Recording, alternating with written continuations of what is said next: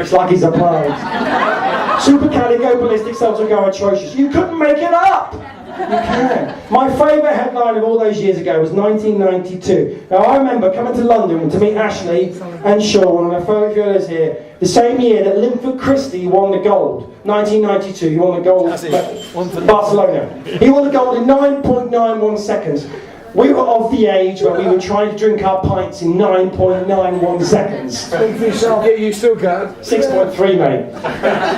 And that year, Sally Gunnell won the 400 metre hurdles, right? 400 metre hurdles. She broke the world record. She beat her arch rival, a lady from memory who's called Sandra Palmer from Jamaica. Brilliant. She's come across the line. She sacrificed a lot emotionally, physically, financially for this moment. You can visualise her crossing the line at this moment, right? Her face is like a picture. Brilliant. I read recently that even that day, Sally Gunnell had flu. And she wouldn't even focus on her family. She was that entranced, that focused. What a supreme athlete, underrated athlete. Gets across the line, goes out, wins the gold medal, brilliant. Goes out, has some tapas, goes out for a bit of sangria, has a great night. Can't sleep, the adrenaline's coursing through her veins, right? Gets up after about an hour's sleep, goes down to the athletes' village, gets a standing ovation. Standing ovation, ladies and gentlemen. Who's had a standing ovation in this room? Me. Not only from her fellow GB athletes, but from the world athletes, right?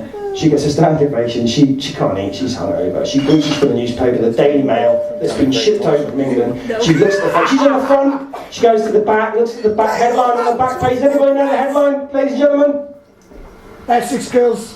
Do come first. Essex girls do come first. The pinnacle of her career, she can't shake the fact that she's from Essex. Luckily, we are in Suffolk. So I can go with now. I was just the other day, I was practicing in this routine on Alexis the other day, and she said, oh yeah, you can't be practicing Essex jokes. Well, I got some, we've all got Essex jokes. In fact, the day after, my parents were up, and she said to my dad, oh, Brian, Julien performed for me last night. My dad was like, well, listen, love, whatever you do in your private life, he's got 4 kids, right? He's obviously sleeping with each other. Right? He didn't really say that, did he? No. So Alexa said, no, he was really funny. And my dad said, no. It doesn't matter, I just still don't want to hear this. And then she said, and this was the crux, she said, but he lasted 40 minutes. I think he realised at that point it was nothing to do with anything unsavoury. But, those are the great sporting headlines and Essex jokes. Recently, we've been giving the kids, as you do as parents, give the kids a bit more rope to hang themselves with. Give them a bit more of a leash to go out about. And our house, six people, 2 adults, 4 kids, sometimes we have a need for shampoo. That's a tenuous link. Sometimes we need medicated shampoo for nits. Mike, you'll appreciate this. And sometimes we have a need for Grecian 2000. And sometimes we have a need for regular shampoo. I gave Lucas £2 the other day. I said, Lucas, can you get me some shampoo, please? He came back with 90p change. I gave Ezra £2 to get some shampoo for Silas, my little 2-year-old. Came back with 90p change. We were in Sudbury the other day. I gave Elodie £2 to get the shampoo. She came out with 50p change. Hang on a minute. How come shampoo's a different price in Suffolk than it is in Essex? And I said, I'm kind of musing out loud. It was rhetorical. I wasn't expecting a response. How come shampoo's £1.50? In Suffolk, it's £1.10p in Essex. And Lucas said in his strongest Essex accent, I'm not lying to you, I wouldn't lie to you. Honestly, I wouldn't. He says, Dad, because the shampoo in Essex is £1.10 and it's £1.10.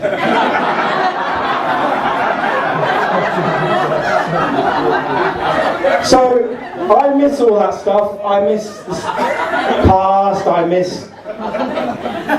Alexis, you might not know this, I met Alexis in Japan. And Japan is a fantastic country, great country. In fact, 2 people who came to see me here, Sean came over, Mike came over, but also Jason came over, and Dave. Where's Dave and Jason? Dave at the back, Jason there. Jason is sometimes known as Jazzy, Jazz and Dave. We had a bit of fun with that, didn't we guys? Jazz and Dave got my sentence, please. Yeah, I remember that. Alexis is laughing, good on you, quite dutiful, that's good. And Japan is such a fascinating country, a country of contradictions.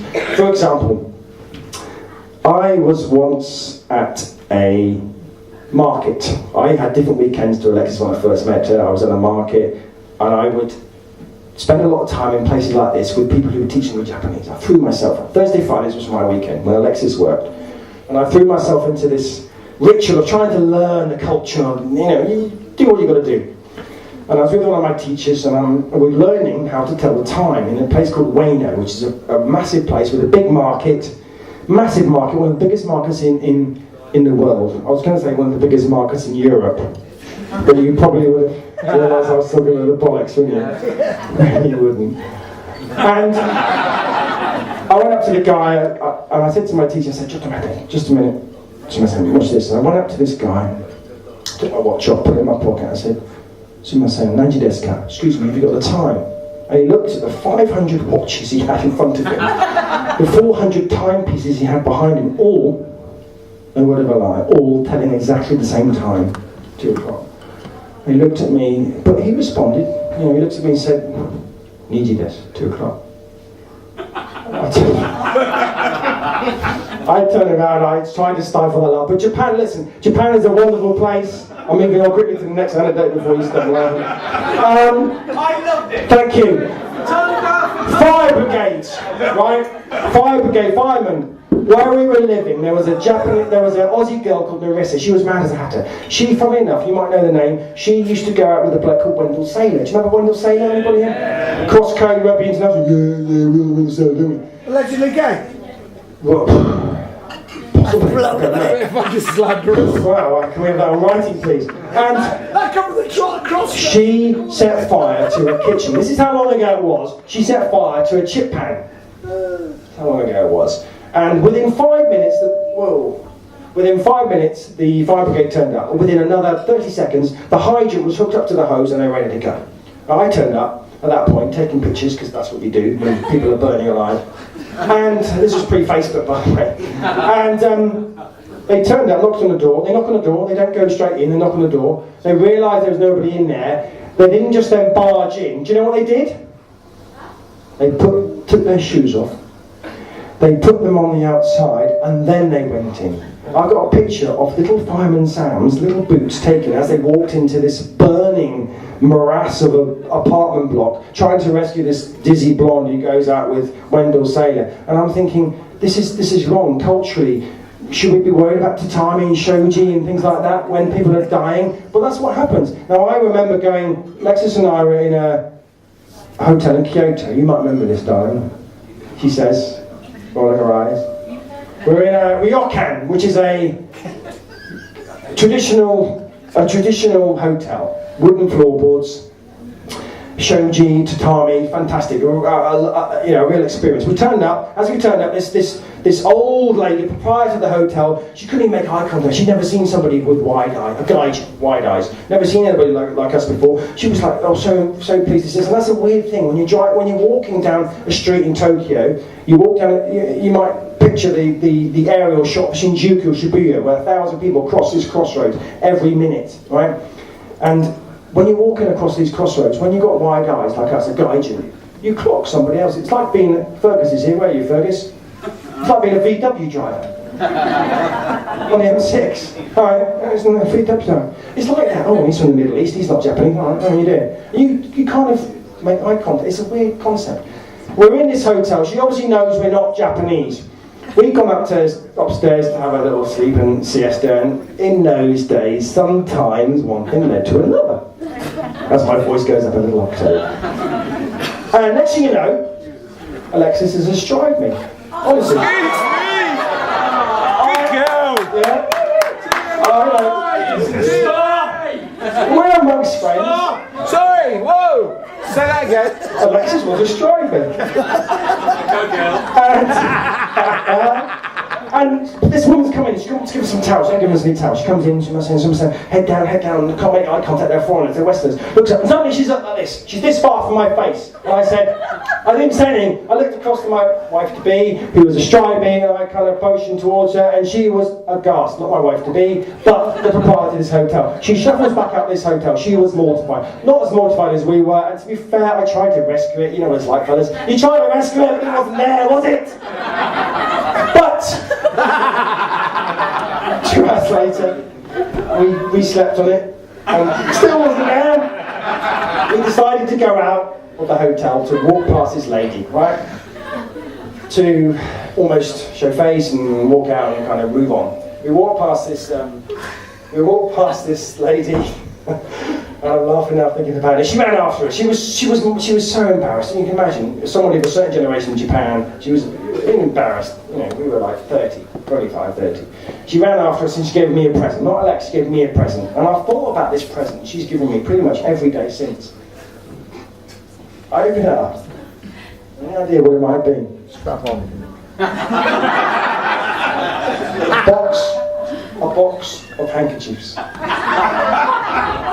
No word of a lie.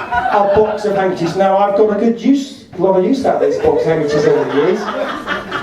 And I'll tell you something else. Alexis and I, every time we went to a hotel, we leave the door slightly ajar. I picked up quite a few presents over the years. But Mike called me. Where are you, Mike?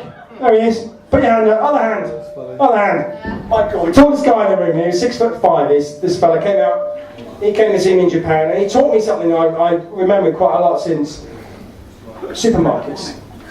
You can really gauge a country by its supermarket. In fact, recently Alexis and I were on an all-inclusive holiday with the kids in Mallorca. All-inclusive. Don't leave the complex, kids. You've got to pay out there. Don't leave. But sometimes we have no choice. We've got to go to the beach. Not going to the beach, but we kind of went to the beach. Mallorcan supermarket, thanks Guy. Have you ever been to a Mallorcan supermarket? You can really get a feel of a country in a Mallorcan supermarket. Once you get past the Daily Mail and Der Spiegel and a bit of suntan lotion, there's not much there in a Mallorcan supermarket. Japanese supermarket is slightly different. I was in a Japanese supermarket once, just after I arrived in the country. I was in a queue behind an American fella. He's put 1 tomato on the conveyor, he's put 3 eggs, he's put a quart of milk, a little quart of milk, and half a loaf of bread. Hey, what the hell up? Don't know. And the cashier, now the thing about Japan is, wherever you go, it's always an extension of teaching, right? There's either the lowly cleaner up to the city financier, they all want to learn English. She's gone, she looks at the food, looks at him, looks at me and says, you live alone? And the fella's looked at his food, looked at me, looked at her and said, yeah, that's amazing. How did you know that? I was dumbfounded. Did you know that? And then she looked at the food, looked at him and said, because you ugly bastard.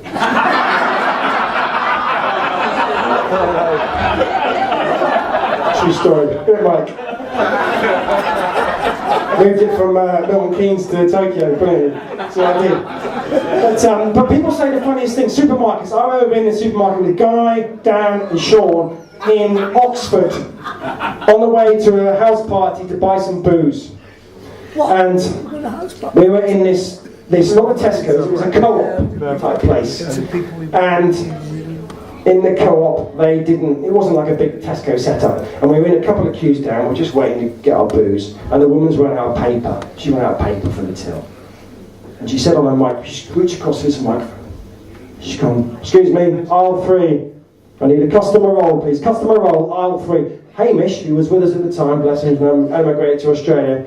No word of a lie. Customer roll. He's gone. Best loop I've ever seen. We've gone 6.0, 6.0, 6.0. Fantastic. But people say the funniest things, don't they? Under pressure sometimes. Now, my brother, he's a funny lad. He's not here tonight. Can't make it. But he was once in Cannes at the film festival back in 1991, walking down the boulevard with a girlfriend at the time.